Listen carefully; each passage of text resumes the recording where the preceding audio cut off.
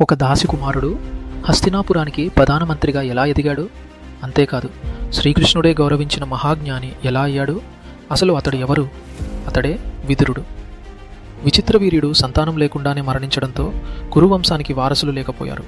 అప్పుడు సత్యవతి వంశాన్ని కాపాడేందుకు తన కుమారుడు వ్యాస మహర్షిని పిలిచింది.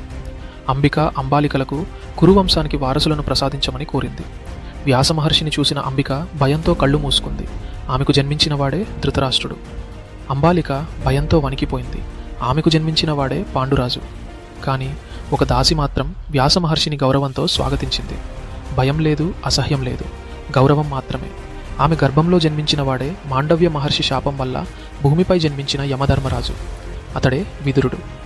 దాసి కుమారుడిగా జన్మించిన ధర్మంలో అందరినీ మించిపోయాడు. తన జ్ఞానం, న్యాయం, ధర్మనిష్టతో హస్తినాపురానికి ప్రధానమంత్రిగా ఎదిగాడు. శ్రీకృష్ణుడు హస్తినాపురానికి వచ్చినప్పుడు దుర్యోధనుడి రాజభవనాన్ని వదిలి విదురుడి ఇంటికే వెళ్ళాడు. ఎందుకంటే విదురుడు ధర్మానికి ప్రతిరూపం.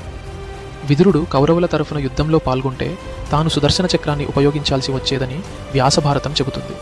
కానీ పరమాత్మ అయిన శ్రీకృష్ణుడు ఎందుకు పాండవుల పక్షాన నిలిచాడు? ఆ రహస్యం తెలుసుకోవాలంటే ముందు మనం పాండవుల కథ తెలుసుకోవాలి.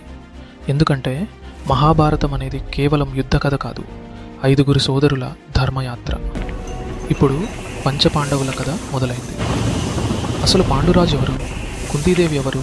మహాభారత చరిత్రను మార్చిన పాండవుల జననం ఎలా జరిగింది? తరువాతి భాగంలో మాట్లాడుకుందాం.